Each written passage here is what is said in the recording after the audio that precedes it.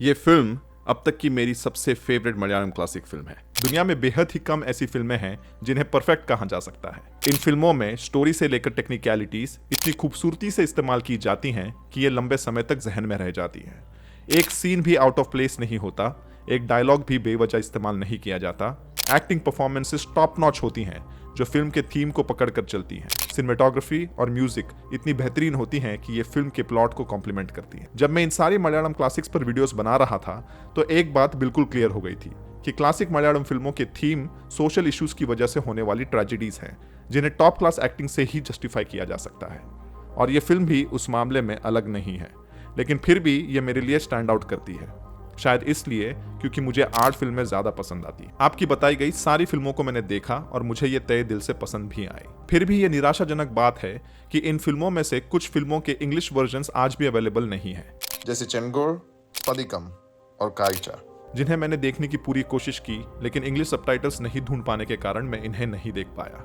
अगर आप जानते हैं मैं इन फिल्मों को इंग्लिश सबटाइटल्स के साथ कहां देख सकता हूं तो कमेंट्स में जरूर बताएं। और मलयालम नेटिव स्पीकर से मेरी एक दरखास्त है, सबटाइटल्स को .srt फाइल्स में लिखा जाता है।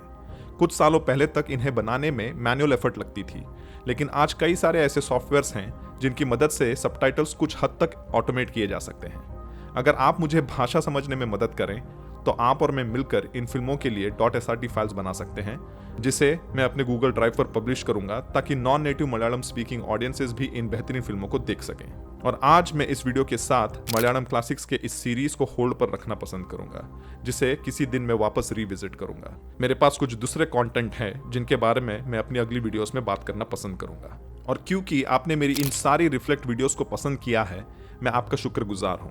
और इसी वजह से मैं चाहूंगा कि मैं इन रिफ्लेक्ट वीडियोस के होराइजन को एक स्टेप आगे ले जाऊं और उन सारी फिल्मों पर रिफ्लेक्ट करूं जो आप चाहते हैं मैं करूं। फिर चाहे वो हिंदी फिल्में हो, साउथ सिनेमा, हॉलीवुड या फिर दुनिया की कोई भी ऐसी फिल्में जिस पर आप वीडियोस देखना पसंद करें।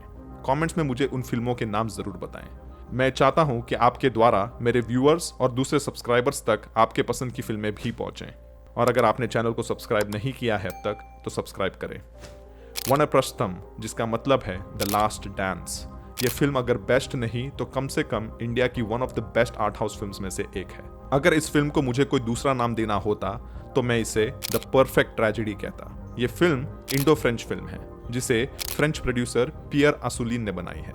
और इस फिल्म की क्वालिटी देखकर ये साफ समझ आ जाता है क्योंकि इसमें वो यूरोपियन आर्ट फिल्म की मेलंकोलिक टच है। क्लासिक मलयालम फिल्मों की क्वालिटी हमें इतनी खास क्यों लगती है? वो इसलिए क्योंकि ना सिर्फ कैमरा के सामने लेकिन कैमरा के पीछे काम करने वाले टेक्नीशियंस भी बेहद ही टैलेंटेड, स्किलफुल और प्रोफेशनल होते हैं। वनप्रस्थम के डायरेक्टर शाजी एन करुण की अगर फिल्मोग्राफी देखी जाए तो ये भी उस एरा के लेजेंडरी डायरेक्टर्स में से एक हैं।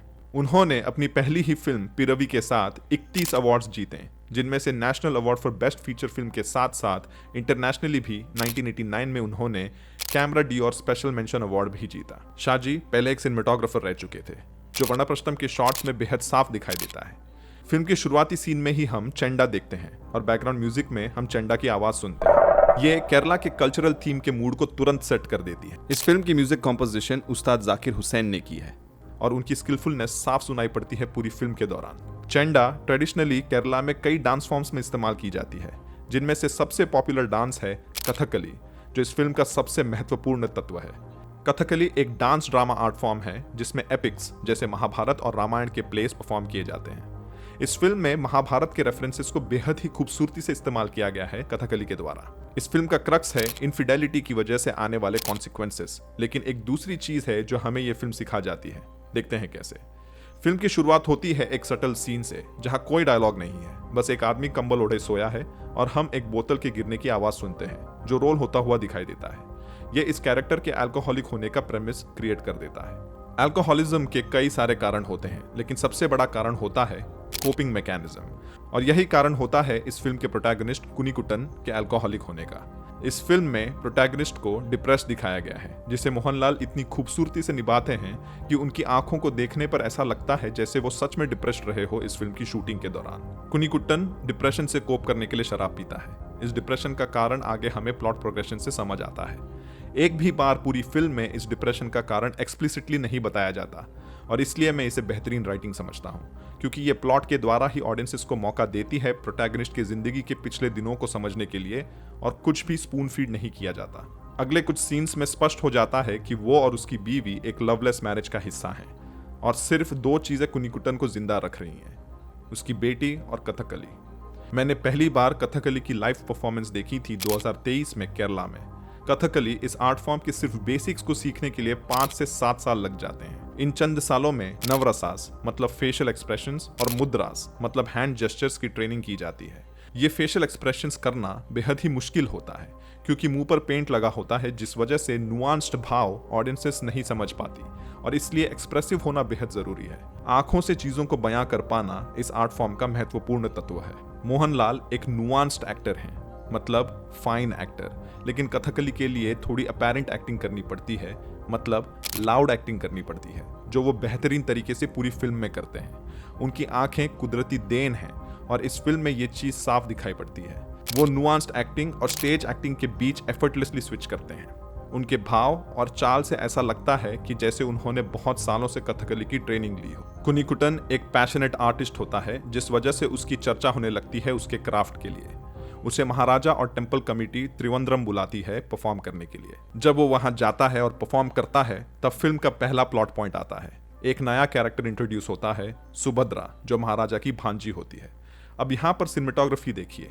हम इस छोटे से विंडो में से देखते हैं किसी का पीओवी, जो कुन्निकुटन को देख रहा होता है। फिर परफॉर्मेंस खत्म होने पर एक हाथ नजर आता है, जिससे यह स्पष्ट हो जाता है कि कोई औरत है जो उसे देख रही थी। डायरेक्टर चाहते तो सुभद्रा को ऑडियंस में रख सकते थे, लेकिन उन्होंने उसे विंडो के दूसरे साइड पर रखा। ऐसा कैरेक्टर इंट्रोडक्शन भला क्यों? विंडो से किसी को देखना क्यूरियोसिटी और डिजायर सिंबलाइज करता है। हमें एज एन ऑडियंस ये सीन ये बताता है कि सुभद्रा ने कुन्निकुटन के बारे में पहले सुना है, जिस वजह से वो बेहद क्यूरियस है, और वो उसे परफॉर्म करता देखने को डिजायर भी करती है।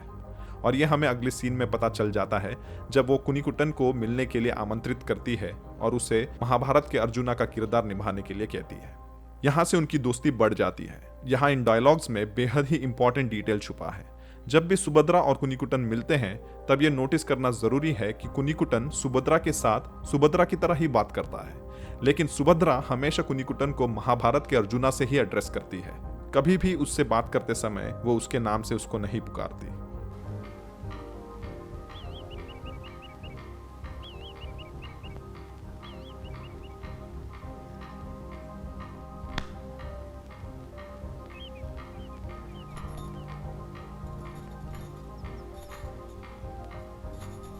അല്ലേ അർജുനൻ കാലം കഴിക്കുന്നത്? ഞാൻ സംസാരിക്കുന്നത് മഹാഭാരതത്തിലെ അർജുനെ കുറിച്ചല്ല, ഈ വേഷത്തിനുള്ളിലെ കുഞ്ഞിക്കുട്ടനെ കുറിച്ചാണ്। सुभद्रा महाभारत के अर्जुना के फैंटेसीज में खोई हुई रहती है। उसकी ये ऑब्सेशन उसके राइटिंग्स और उसके गानों में हमें साफ पता चलती है। वो अर्जुना से इतनी मोहित हुई होती है कि वो कुन्निकुटन द आर्टिस्ट को नहीं देख पाती, बल्कि कुन्निकुटन में सिर्फ अर्जुना को पाती है। इसे हम फिक्टोफीलिया कहते हैं। जब हम किसी फिक्शनल कैरेक्टर से मोहब्बत करने लगते हैं, उसके बारे में फैंटेसाइज करते हैं या फिर उसको हर दम पर डिजायर करने लगते हैं, तो ये एक अनहेल्दी ऑब्सेशन बन जाती है जो हानिकारक हो सकती है। और सुभद्रा का कैरेक्टर इस फिल्म में फिक्टोफीलिक होता है, और ये चीज कुन्निकुटन साफ नहीं देख पाता और सुभद्रा के प्यार में पड़ जाता है, जबकि सुभद्रा एम्बॉडिड अर्जुना के प्यार में। सुभद्रा कुन्निकुटन को एक प्ले के बाद महाभारत में अर्जुना जैसे सुभद्रा को अगवा कर ले जाता है, वैसे ही करने को कहती है, और फिर उस रात कंसीव होता है अभिमन्यु, द बास्टर्ड सन, वैसे ही जैसे कुन्निकुटन होता है। यहाँ से कुन्निकुटन की जिंदगी और दुखद होती चली जाती है, क्योंकि सुभद्रा उसे अभिमन्यु से नहीं मिलने देती। इसलिए क्योंकि अब उसके दिमाग से अर्जुन के लिए दीवानगी खत्म हो जाती है, और वो कुन्निकुटन द आर्टिस्ट को देख पाती है। वो उसे उस नजर से देखती है जैसे वो किसी पराये मर्द को देख रही है, इसलिए वो अपने बच्चे से उसे मिलने नहीं देती। वो सिर्फ एक बार कुन्निकुटन को अपने बच्चे से मिलने देती है, वो भी तब जब कुन्निकुटन अर्जुन बना होता है। कुन्निकुटन सुभद्रा को खत पर खत लिखता है, लेकिन वो उसका जवाब नहीं देती। उससे मिलने से वो परहेज करती है। जिस प्यार के लिए कुन्निकुटन जिंदगी भर तरसा होता है, जिसके ना मिलने की वजह से वो डिप्रेशन में चला गया होता है, वही प्यार वो अपने नाजायज बेटे को देना चाहता है। वो चाहता है कि उसका बेटा उसकी तरह बड़ा ना हो, लेकिन किस्मत का खेल भी ऐसा होता है कि वो चाहकर भी उसके बच्चे से नहीं मिल पाता। और इसलिए ये फिल्म बन जाती है द परफेक्ट ट्रेजेडी, क्योंकि जिस दुख से कुन्निकुटन कभी उभर नहीं पाया होता है, वही दुख उसे फिर मिलता है, एक बार बेटे की तरह और एक बार बाप की तरह। A bastard son has a bastard son. इसे हम सिनेमा या लिटरेचर में मोटिव कहते हैं। जब किसी स्टोरी में एक पैटर्न रिपीट होती है तो उसमें एक चार्म बन जाती है, मोटिव। इस फिल्म में एक ह्यूमन इमोशन बेहद ही नुआंस तरीके से दिखाया गया है, वो है रिसेंटमेंट। जब कुनीकुटन के घर उसके बायोलॉजिकल बाप के द्वारा भेजी गई जायदाद के कागजात आते हैं, तब हम कुनीकुटन के दर्द को पहली बार महसूस करते हैं और तब स्पष्ट हो जाता है कि वो क्यों इतना डिप्रेस्ड रहता है और शराब का सहारा लेता है। अपने बाप से प्यार पाने की तलब और धीरे धीरे दुनिया की चाल चलन समझने के बाद वो दुखी हो जाता है। दिल में अपने बाप को लेकर गुस्सा पालने की वजह से वो एक दिन रिसेंटफुल बन जाता है और मोहनलाल इस भाव को बेहद ही बेहतरीन तरीके से दर्शाते हैं। उनकी एक्टिंग प्रावेस का अंदाजा इस एक ही सीन में समझ पड़ता है। अपने बाप के लिए काफी सालों से दिल में गुस्सा और क्रोध यानी रिसेंटमेंट की इमोशंस वो अपनी आंखों से आसानी से कन्वे कर देते हैं। ऐसा एक्टर बरसों में एक बार आता है और यही रिसेंटमेंट का भाव फिर से उभर आता है सुभद्रा के लिए भी, जिससे कुनीकुटन बदला लेता है अपनी जायज बेटी को सुभद्रा बनाकर अपनी लास्ट परफॉर्मेंस में। कुनीकुटन के दिल में इतना दर्द भरा होता है कि अब वो और गम जिंदगी में नहीं बर्दाश्त कर पाता और उसका दिल रुक जाता है। The perfect tragedy. इस फिल्म ने मुझे सोचने में मजबूर कर दिया कि कैसे कुनीकुटन की जिंदगी अलग हो सकती थी। तो जवाब आया क्षमा, फॉरगिवनेस। जब हमारे साथ कोई गलत करता है तो हमें उन्हें माफ कर देना चाहिए। यह शायद आपने कई बार सुना होगा, लेकिन क्या यह सामने वाले के लिए होता है?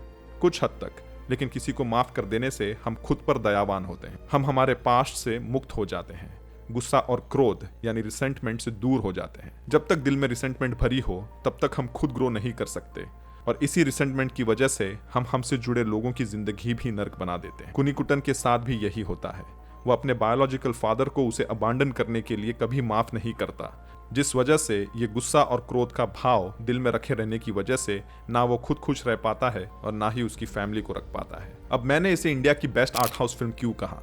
क्योंकि ये फिल्म बेहद ही पोएटिक है अपनी एंडिंग में। इसकी मेलनकॉलिक थीम बेहद ही कथार्टिक है क्योंकि ये हमारे डीपर सैड इमोशंस में टैप इनटू करती है और हमें एक बिटर स्वीट फीलिंग देती है। एक ऐसी फिल्म जिसमें कथकली को सेंट्रल एलिमेंट रखते हुए महाभारत के द्वारा प्रोटैगनिस्ट के ट्रैजिक लाइफ को ऑडियंसेस के सामने अनरावल करना, जिससे इंडियन ट्रेडिशंस की बात हो और दूसरे टॉपिक्स जैसे एक आर्टिस्ट के स्ट्रगल, लोगों के दिलों में आर्ट को लेकर कदर होते हुए भी आर्टिस्ट की फाइनेंशियल हालत खराब होना और इनफिडेलिटी के अराउंड स्टिग्मा, ये इस फिल्म को मेरे लिए इंडिया की बेस्ट आर्ट हाउस फिल्म बनाती है। आज की रिकमेंडेशन है देयर विल बी ब्लड।